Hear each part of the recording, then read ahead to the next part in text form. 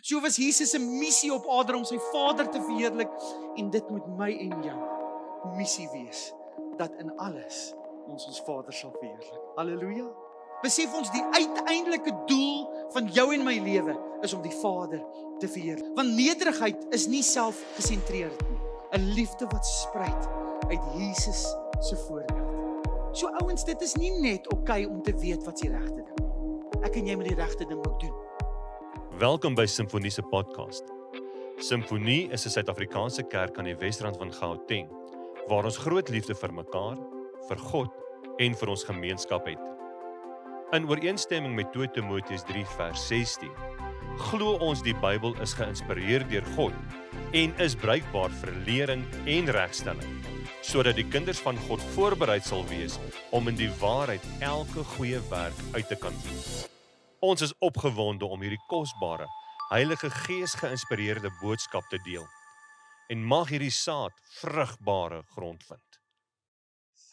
Dit is 'n besonderse voorreg om weer vanoggend saam met julle te kan wees. En ek wil 'n bietjie gesels vanoggend oor die heerlikheid van God. Sê saam met my, die heerlikheid van God. Iets wat ons al reeds beleef het. Dis eintlik 'n eeuoue vraag. En dit weer klink deur die eeue. Daardie vraag, wat is die heerlikheid van God? In die Hebreëse taal kry mens die woord kavod en in die Griekse taal kry mens die woordjie doxa. En hierdie twee woorde is so omskrywend van wie God is. En ons eintlik so Psalm 19 vers 1 sê vir ons die volgende. Die hemel, sê saam met my, die hemel, vertel van die eer van God. Die uitspansel verkondig die werk van sy hande. En ons almal sê, amen, amen. Hoe verheerlik ek God? Ek dink is 'n belangrike vraag. Want ons moet weet, wat is die heerlikheid van God? Die heerlikheid van God is die volheid van sy wese. Amen. Die heerlikheid van God is die volheid van sy karakter. Dit is die gewig van sy majesteit. Sê saam met my, halleluja. Ek weet jy voel al in jou binneste, jy wil begin sing weer, nê? Oor sy heerlikheid. Wanneer ons dink oor die heerlikheid van God, is daar nie iets wat ons kan bygevoeg of iets wat ons kan wegvat nie. God is indrukwekkend. Halleluja. Halleluja. Jy gaan baie geleentheid kry om vandag te sê halleluja. Okay, kry jouself reg vir dit. God is indrukwekkend. Kan niks wegvat nie. Ek kan niks byvoeg nie. Dis die volheid van wie hy is. En my en jou roeping as kinders van die Here, as kerk van God, is om hom te erken vir wie hy is. Dis om hom te prys. Ons roeping is dalk eenvoudig, dink jy, maar dit is eintlik baie diep. Dit is om hom te gehoorsaam en 'n lewe te leef sodat ander mense sy majesteit sal kan raak sien. Amen. Wanneer ek en jy oor die heerlikheid van God praat en oor hierdie groot woordjie, dat hy is indrukwekkend. Dis eintlik die kern van ons hele bestaan, is dit nie? Dis die kern van alles, dat hy in en deur alles verheerlik sal word. Die sterre, die uitspansel, verklaar sy grootheid. Maar dat ek en jy daardie besonderse voorreg het, om ook aan hom eer en lof te bring. Wanneer ek dink aan heerlikheid, dan weet ek hy is heilig. Halleluja. Okay, wonderlik, julle het dit. Weet ek, hy is getrou. Hy is barmhartig. Hy is genadig, liefdevol, soewerein, kragtig, alwetend. En die lysie gaan maar net aan. Sy woord is volmaak. Sy woord is betroubaar. Sy woord is waarheid. Sy woord is standvastig. Hy is kosbaar. Psalm 19 keer dit maar net in. Sê saam met my, Here, U is indrukwekkend. En mag ek en jy vandag uitgaan met hierdie waarheid in ons harte. Dat my lewe sy eer moet besing. My lewe moet sy heerlikheid weerspieël. En dit is ons roeping, om so te leef, dat ander om ons sy majesteit sal kan sien. En sy grootheid kan eer. Het julle geweet, toe Jesus op aarde geloop het en gewandel het, was dit sy grootste fokus? Die heerlikheid van God. Jesus se hele lewe, sy geboorte, sy lewe, sy sterwe aan 'n kruis, sy opstanding was alles gerig op die heerlikheid van sy Vader. Ons sien dit in Johannes 17 vers 4. Ek het u op aarde verheerlik, het Jesus vir die Vader gesê, deur die werk te volbring wat u my gegee het. Sê saam met my, Jesus het die Vader verheerlik. Hy het hom verheerlik. En as ek en jy vandag stil raak net oor God se grootheid van sy plan, is dit maar indrukwekkend, is dit nie? Is dit maar kosbaar? As ek en jy dan sê, Jesus se hele lewe, sê ons eintlik die kruis op Golgotha was die grootste uitdrukking en verheerliking van ons Vader. Want dit is op daardie oomblik waar God se oordeel oor sonde, waar sy geregtigheid en waar sy liefde saamgekom het, sy goddelike plan van verlossing. Halleluja. Dis op daardie oomblik dat God verheerlik was, toe Jesus deur die kruis die houvas van die bose oor jou en my lewe gebreek het. Sê saam met my, amen. Ek wil vir jou sê, die bose het nie meer houvas oor jou lewe nie. Jesus het dit kom verbreek. Is dit nie so nie? Dis kosbaar. Maar nie net dit nie. Jesus het jou en my ook kom red van ons verlore toestand. En daarom word hy verheerlik. Daarom word hy verheerlik. En dit is wat in Johannes 12 vers 28 gebeur het. Toe Jesus so op die plein sê, en sy hart was bedroef en alles oor wat rondom hom aangaan. En Jesus roep uit, hy sê, Vader, verheerlik u naam. En Johannes 12 praat daaroor en daar het 'n stem uit die hemel uitgekom wat gesê het, ek het dit verheerlik en ek sal my naam weer verheerlik. En dis die Vader wat gepraat het. En toe Jesus sê, Vader, verheerlik u naam, het hy geweet, dit sou die kruis wees wat voor hom lê. Die hele kruisgebeure, Jesus se lewe was daarop gerig om die Vader te verheerlik. Weet julle, Jesus het die houvas van die bose kom breek en hy het ons kom red van ons verlore toestand. Die heerlikheid van God word gesien as twee dinge. Dit word gesien om die kwaad teen te werk. Dis wat Jesus kom doen het. Hy het die bose se mag oor ons kom verbreek, hy het die kwaad teen gewerk, maar ook om die goeie te doen. Jesus het ons kom verlos. Uit sy barmhartigheid. Toe ons nog verlore was, het hy ons lief gehad. Toe ons ver van hom af was, het hy ons gekies. Het hy na jou en my gekyk en gesê die kruis was vir jou. Halleluja. Jesus het deur sy lewe sy Vader verheerlik. En daai uitroep op die kruis toe hy sê, dit is volbring. Die klimaks van die verheerliking van ons God en sy Vader. Romeine 12 vers 21 praat daaroor. Hy sê, hoe kan ons die kwaad oorwin? Deur die goeie te doen. En as ek en jy in vandag se lewe iemand wil wees wat ons Vader verheerlik, moet ons die kwaad oorwin deur die goeie te doen. Dit is die voorbeeld wat Jesus gestel het. Dis die voorbeeld wat hy gestel het. Dan is in Filippense, as Paulus kom en hy praat oor dieselfde gesindheid wat in Jesus wat moet in julle wees. As Petrus praat oor ons het sy voorbeeld, ons moet daardie voorbeeld volg. En as Paulus weer kom en sê ek volg Jesus se voorbeeld, ek is 'n navolger van hom, so moet julle ook 'n navolger wees. So was Jesus se missie op aarde om sy Vader te verheerlik en dit moet my en jou missie wees dat in alles ons Vader sal verheerlik. Halleluja. Ja. Klink so eenvoudig, maar dit is so diep. Dit het my hele lewe verander. Dink 'n bietjie daaroor, dat as ek en jy sê ons roeping is om die Vader te verheerlik. As dit is om die Vader te verheerlik, moet ons die bose teenwerk, die verkeerde teenwerk, maar ons moet die goeie doen. Hoe verander dit nie my lewe nie?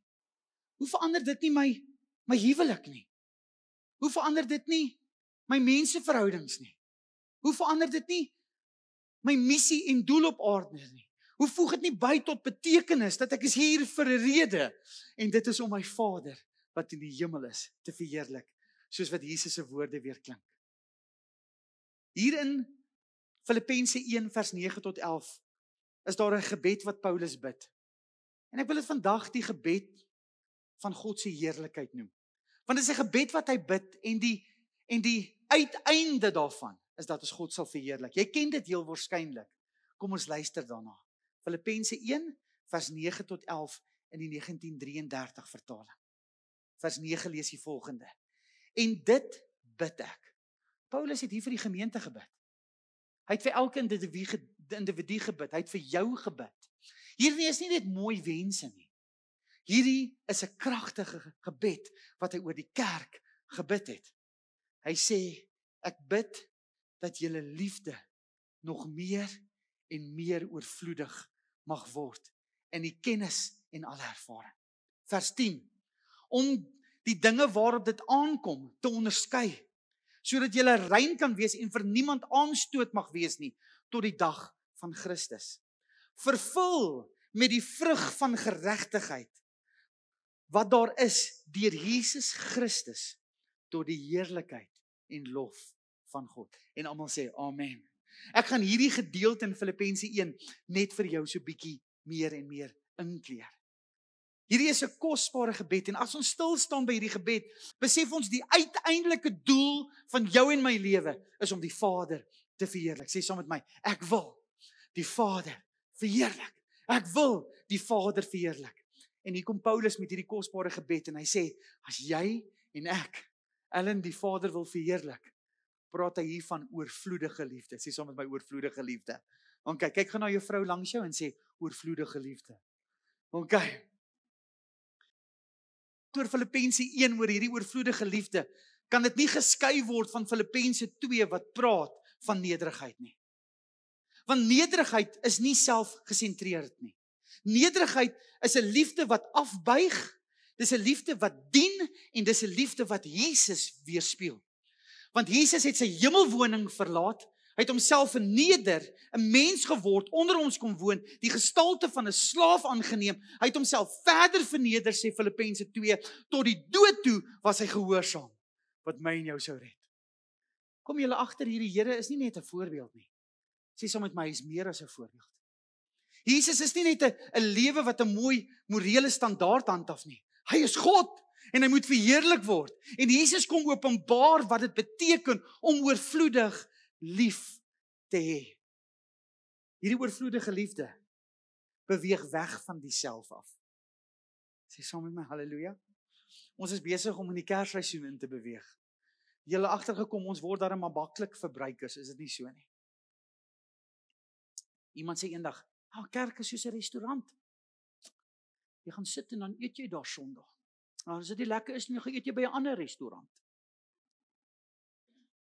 En dis 'n mentaliteit wat baie mense het en dit maak ons verbruikers, is dit nie so nie? As jy na 'n restaurant toe gaan, dan verwag jy om gedien te word, is dit nie so nie? Maar as jy kerk toe kom en jy besef kerk is 'n familie. Kerk is 'n gebou wat opgebou word in Christus tot verheerliking van die Vader. Dan kom jy met 'n ander hart hiernatoe. Is dit nie so nie? Jy kom om te dien. Jy kom om onselfsugtig op te tree. Jy kom en jy besef daar is belange en behoeftes in ander mense se lewens en dit is my hoofprioriteit. Jy kom op 'n plek waar jy sê ek ag ander mense hoër as wat ek myself ag. Jy kom op 'n plek waar jy sê ek beweeg weg van my ou selfsugtige lewe en ek beweeg na 'n God-gesentreerde lewe. Ek begin oorvloedig lief hê. 'n Liefde wat spruit uit Jesus se voorbeeld. Julle, hy het ons lief gehad toe ons dit nie verdien het nie. En daar dieselfde liefde wil hy deur jou en my laat leef na 'n gebroke wêreld. Na die persoon langs jou, na jou vrou, na jou kinders. Hierdie oorvloedige liefde, hierdie oorvloedige lewe is ek en jy tot geroep. Buig af, dien en weerspieël die heerlikheid van God deur die manier van hoe jy liefhet. Halleluja. As jy vir my vra, wat is die belangrike standaard in die huwelik? Mag jou huwelik die heerlikheid van God weerspieël. Want wat sê jy dan? Dit is die hoogste etiese waarde waartot ek leef. Jy sê dit is wat vir my belangrik is, dat die wyse hoe ek my vrou en my kinders behandel, die wyse hoe ek hulle dien en liefhet, weerspieël een ding, die heerlikheid van my Vader. Halleluja. Here, ek het vandag lief gehê. Is u tevrede? Het dit u verheerlik? Het ander mense u majesteit en u grootheid deur die manier van hoe ek lief het, raak gesien? Het u sigbaar geword in my woorde en in my optrede? Het u sigbaar geword? Het ander mense op grond van wat ek doen, die goeie werke gesien en my Vader wat in die hemel is, verheerlik? Was dit nie Jesus se woorde nie? Ja. Mag ek en jy hierdie Kersseisoen oorvloedig lief hê. Mag jy deur jou dankoffer oorvloedig lief hê.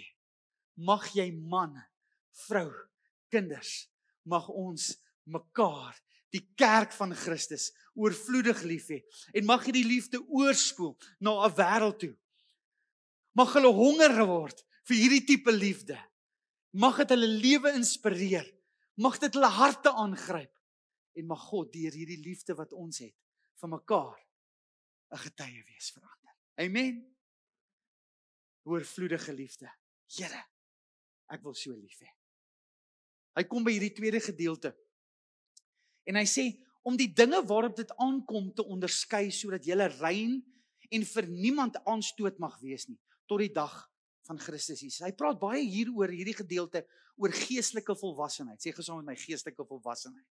Dis tog waantoe ons beweeg, né? Geestelike volwassenheid. Ek is geregverdig, maar nou met die Heilige Gees. Ek is vernuwe, wedergeboorte. Soos Jesegiel sê, ek het 'n nuwe hart gekry. Sê saam met my, ek het 'n nuwe hart. En ek het 'n nuwe gees gekry. Maar nou wandel ek 'n pad van heiligheid, saam met die Heilige Gees. Want sonder heiligheid sal niemand die Here sien. En ek wonder baie keer oor daai skrifgedeelte. Hy kan tweeledig wees, né? Sonder heerlikheid sal niemand die heiligheid, sal niemand eendag die koninkryk van God kan beerwe nie. Kan dit ook dalk vir jou en my beteken dat sonder heiligheid sal die wêreld daar buite nooit vir Christus kan sien.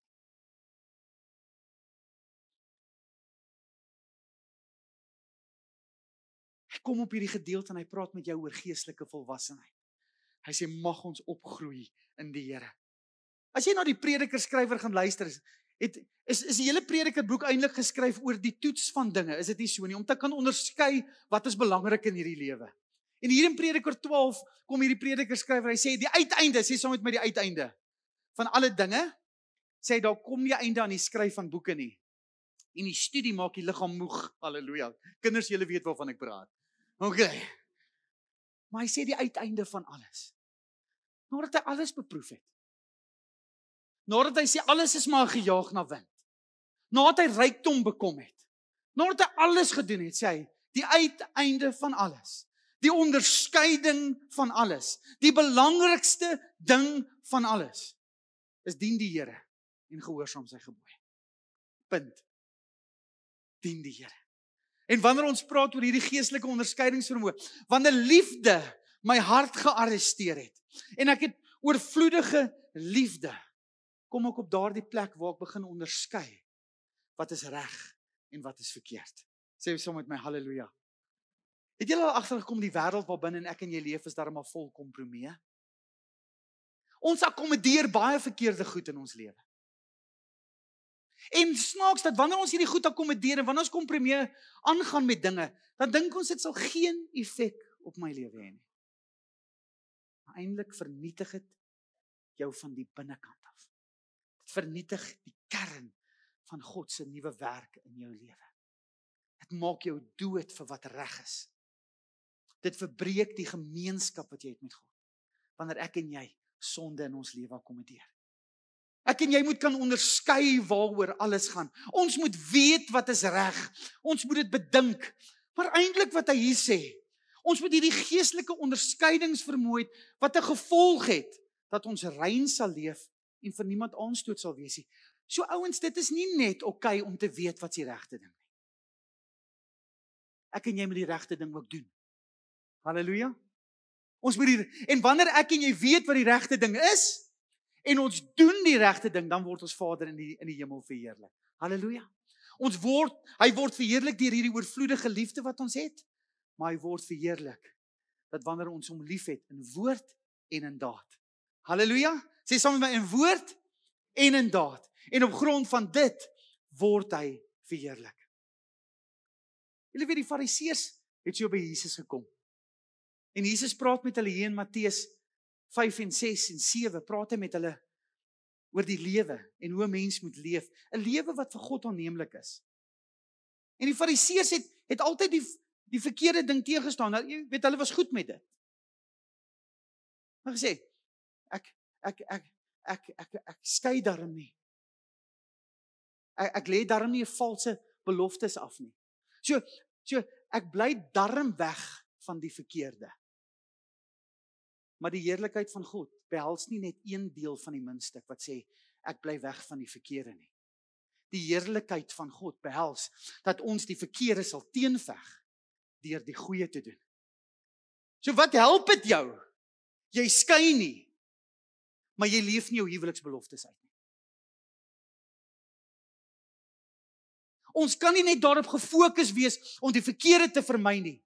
Want om net die verkeerde te vermy, maak my en jou net soos die Fariseërs, passiewe kinders van God. Ons doen niks verkeerd nie, maar ons doen niks reg ook. Verstaan jy die beginsel? Jy wat weet dat jy jou offer na die altaar toe moet bring, maar jy kom agter, jy en jou broer het iets teenoor mekaar. Ja, dit is goed om my offer altaar toe te bring, want ek veg teen die verkeerde, hierdie selfsugtige. Maar Jesus sê, dis nie net genoeg nie. Dis nie net genoeg nie. Hy sê, gaan na jou broer toe en gaan maak reg. Ons voorkom die verkeerde deur die goeie. Mag ons 'n kerk wees wat aktief betrokke is om goeie werke te doen. Mag ons lig so voor mense laat skyn dat hulle ons goeie werke in Christus sal sien, en wanneer hulle daardie werke sien, sê die woord van die Here, sal hulle ons Vader wat in die hemel is verheerlik. Halleluja. Alles wat ek doen, alles wat ek is, wys heen na een plek, en dit is my Vader wat in die hemel is. Dieselfde missie wat Jesus gehad het om die Vader te verheerlik, is my lewensmissie. Ek wil U verheerlik, my Vader, deur my woorde, deur my dade, deur my liefde, deur om te onderskei wat reg en verkeerd is, maar Here, om dit te doen, om die verkeerde teen te werk, deur die goeie te doen. Romeine 12 sal 'n realiteit in my lewe word, en ons almal sê, halleluja, halleluja. Ek sê, jy, ons weet ons mag nie vals sweer nie, nê? Hy sê, maar dit is nie genoeg nie. OK, jy moet ook jou beloftes aan die Here hou. Halleluja. Ons weerstaan die verkeerde deur die goeie te doen.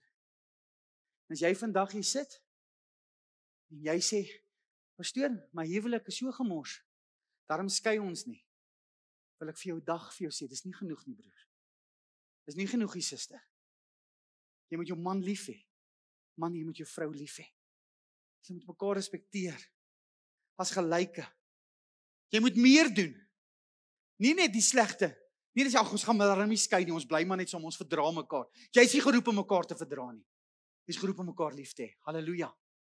Doen ook die regte ding. Amen. Amen.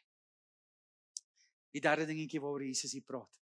Hy sê, wanneer ons nou hierdie oorvloedige liefde het, en ons kan onderskei oor wat is reg en oor wat is verkeerd, en ons begin die regte ding doen, ons weier om kompromieë aan te gaan met die wêreld, en sê ek is uitverkoop aan Jesus, ek het 'n nuwe hart en 'n nuwe gees, ek is 'n nuwe mens, en oral waar ek gaan, skyn ek my lig so, ek is sout geroep, man, ek is geroep, ek wil 'n verskil vir die Here maak, alles wys na die Vader toe, alles wys na die Vader toe, sy eer en sy lof.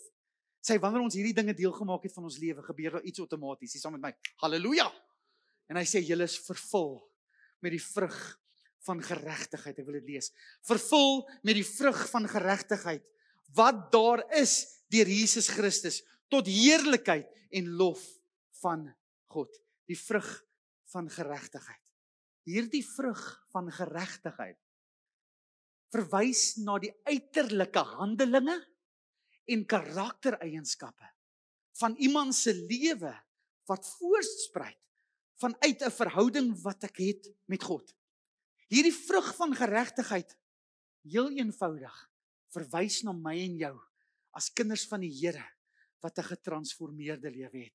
Jesus het my kom verander. Sien julle, hy sê, ons dra die vrug van geregtigheid deur ons eie krag. Nee. Hy sê, ons dra die vrug van geregtigheid wat deur Jesus Christus, sê sommer met deur Jesus Christus.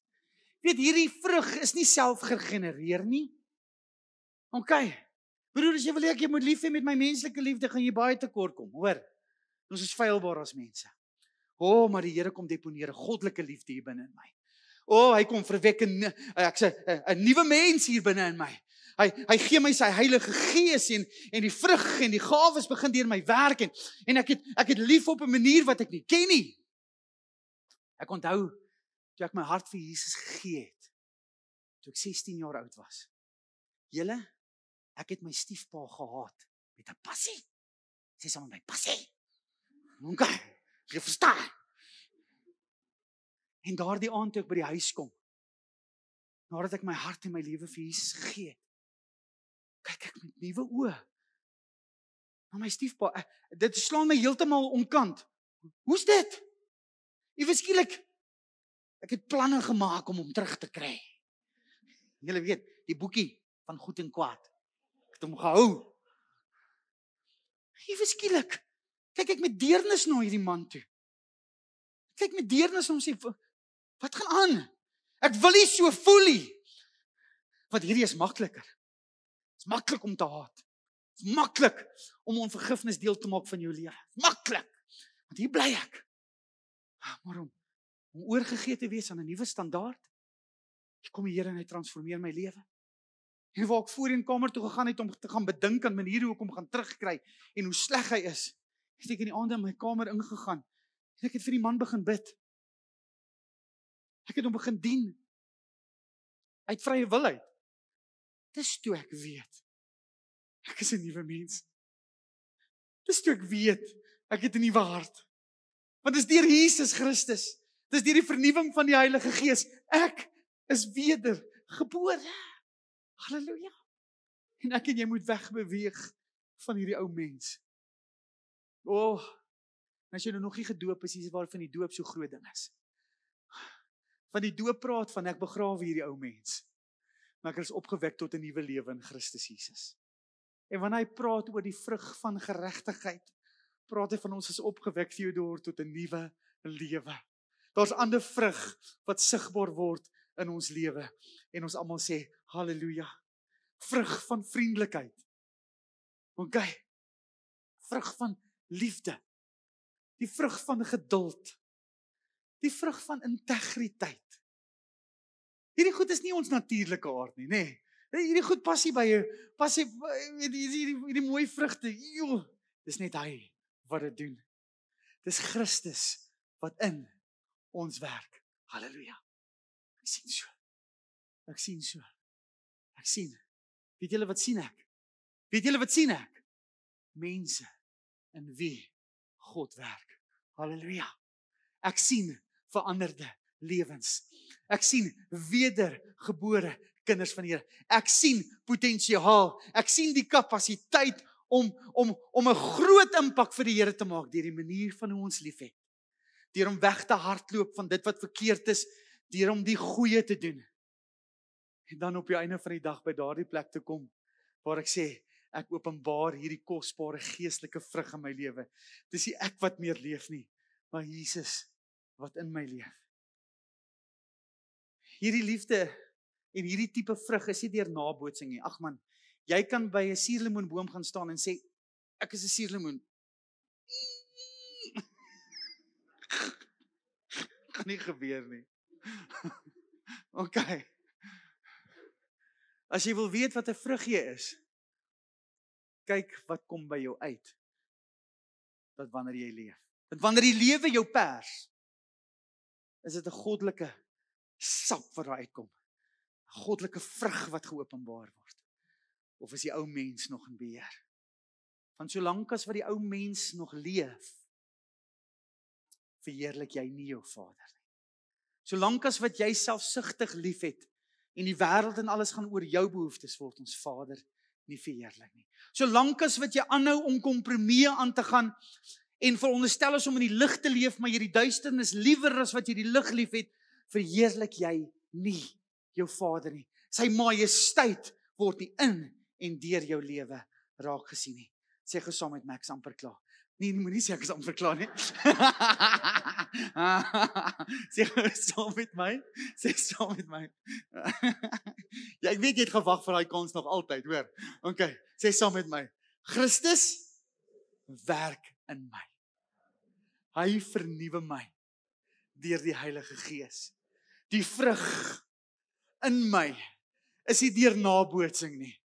Dis 'n Heilige Gees vrug wat ander wys en die majesteit van God openbaar aan ander. Christus werk in my. Amen. Ek wil afsluit. Die eintlike doel van my en jou lewe is dat ons die heerlikheid van God sal openbaar. Dis wat Matteus 5 vers 16 ons leer. Hy sê, laat julle lig so voor die mense skyn, dat hulle julle goeie werke kan sien en julle Vader wat in die hemel is, sal verheerlik. Die doel van alles, laat jou lig skyn. Halleluja. Hierdie Kersseisoen, laat jou lig skyn. Ons help van ons boeties en sissies vanoggend met 'n bietjie kos vir die huis. Simfonie, julle laat julle lig skyn. Halleluja. God sien vanoggend julle harte raak simfonie. Ek sit daaronder en ek hoor hoe die Vader in my hart sê, ek is trots op my kerk. Ek is trots op hierdie liggaam. Ek is trots op simfonie. Laat lig skyn. Halleluja en amen. Mag hierdie kosbare woord van Pastoor Jacques jou help om 'n helder lig vir Jesus in die wêreld te wees. En mag die Heilige Gees jou herinner aan sy woord, sodat jy voorberei sal wees vir elke goeie werk.